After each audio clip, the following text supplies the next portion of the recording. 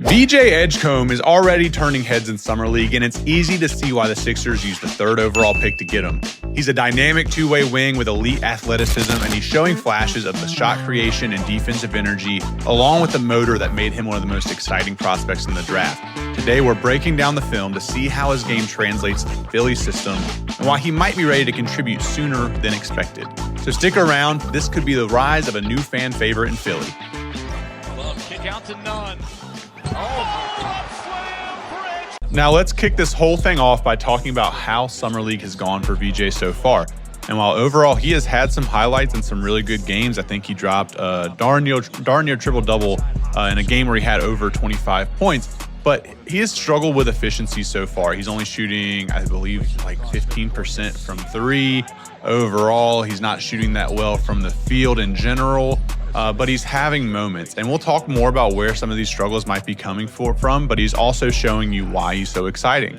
He's using his strength to blow past guys who are bigger than they were on the college level, probably a little more athletic than the average player that he saw. So, it's Summer League. You take it with a grain of salt, but I did want to include it in this video because as you talk about him as a prospect, you have to evaluate what you see against borderline NBA level talent, and in some cases, other first-round picks. So I think it's important to include it. Now let's talk about what got him to this point.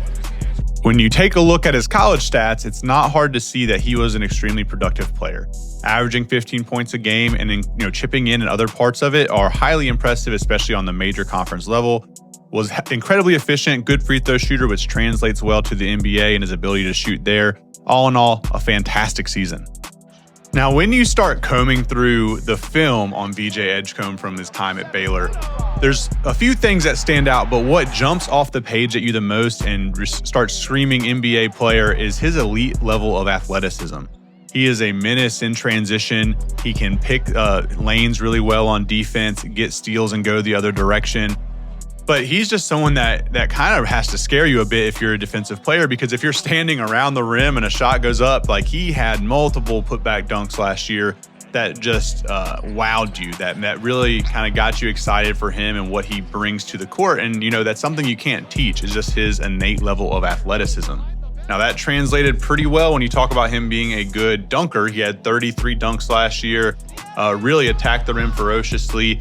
But there are other parts of his game where, it doesn't translate as much, and that's getting to the rim and not dunking. He's not an adept person at being crafty around the rim, but I think that's going to come with time as he has to rely a little less on this elite athleticism that he has.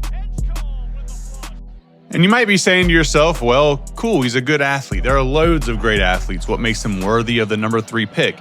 You start talking about all the other things that he can do well. And for me, I'm a huge believer in VJ Edgecombe as a shooter.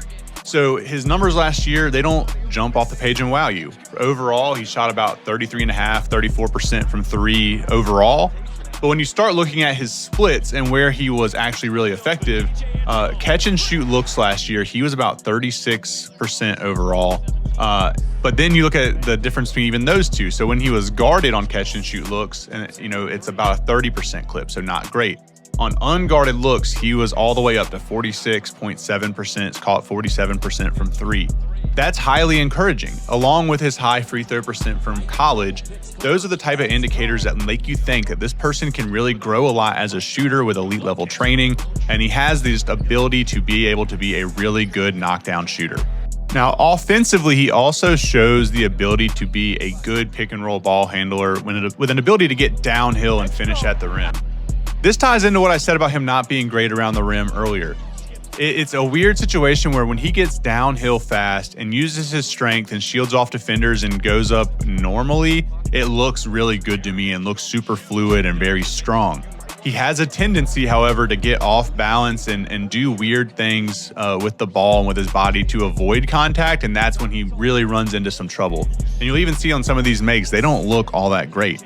However, I think overall, he has a handle that is competent enough to allow him to maneuver to where he wants to on the court, use that speed, strength, size combo he has to make life hard for defenders and not let them cheat his jump shot and not close out like they need to. So overall, I think this gives you some room for him to grow as a player and definitely improve while having a good framework. Now, lastly, I want to highlight there are not many prospects that have the two-way potential that VJ has. So when you look at his year last year at Baylor, he had 20 blocks and almost 70 steals. So he finished the year with 87 steals plus blocks. That's a huge number. And with someone with his length, size, and strength, he profiles as a wing stopper, as someone who you can put on the other team's best player and really make life hard. He really defended the pick and roll last year, allowed an absurdly low field goal percentage in those situations. And that's the type of thing where it starts to develop a floor for a prospect. And we'll talk more about that later. But defensively, I feel like this could be the most translatable part of his game for sure, along with his athleticism. And that makes him worthy of the top 3 pick right there. So what are my final thoughts on BJ Edgecombe? Well, I think from an overall fit perspective, you can't ask for much better if you're the Philadelphia 76ers, right? You have some pieces that are already established. Tyrese Maxey is already there. Joel Embiid, for all the drama that goes around with him, is already there as well. And you have some really promising young talent on that roster as well in McCain. So I think he has the unique position to come in. The expectations aren't going to be too high, but they're still going to be healthy given that he was the number 3 pick. And I think he has the tools in his tool belt that's going to allow him to capitalize on some of that. So you talk about how's he going to make an impact in year 1? Well, I think you start simple and you say what translates the most. And to me, that's defense number 1. I think he's going to be an exceptional defender from the get-go, just given on the physical tools that he can rely on, right? So that's going to get him some minutes right off of the rip. Now, then you start to think about what else can he do? And we talked about some of the stuff he can do with the ball in his hands, but I don't think that's necessarily what's going to be the first method of success for him. For me, it's going to be as a floor spacing shooter that's going to catch balls off kickouts, off other guys' paint touches. So I think he's going to feed off of a Tyrese Maxey quite well, and really it's going to be some of the gravity that Joel Embiid commands down low. And he's going to get some open looks. And we already talked about from our segment on his shooting that when he's unguarded, his shooting percentage goes way up. So that's something that I think you'll get more looks at. And that's not abnormal. When I've done a lot of these other breakdowns and we talk about Dylan Harper, who was in a similar boat last year, in college and on the college level, they are number 1 with a bullet on the scouting report before every game that they play. And that's hard because the defense is playing you differently. But you go to the NBA level and, they're not. He might be the 4th or 5th guy on this scouting report that you are concerned about. He might be the first bench guard that you're worried about if he doesn't start. But, it changes things. It changes how you approach the game. It changes how your perspective is on what you're relied on to do. But on the plus side, it just changes the level of opportunity you're given because the defense isn't as consciously trying to take things away from you. Now, a lot of people want to call this guy the steal of the draft and want to say VJ Edgecombe was the steal of the draft. And while I understand the sentiment and I agree that he is maybe slightly undervalued, he's still the number 3 pick. So for me, I can't call him the steal of the draft. I do think that he is good. Everyone knows that he is good, and that's why he was a consensus top 4 guy coming into the draft.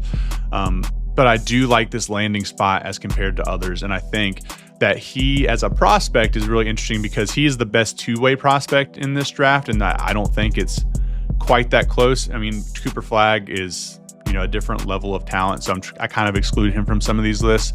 But outside of Cooper Flagg, there's no one that can offer what he does on both ends of the court. So for that reason, if I'm a 76ers fan, I'm super happy, doing cartwheels over this pick. I'm not worried about the Summer League performance at all. I don't think it's that big of a deal.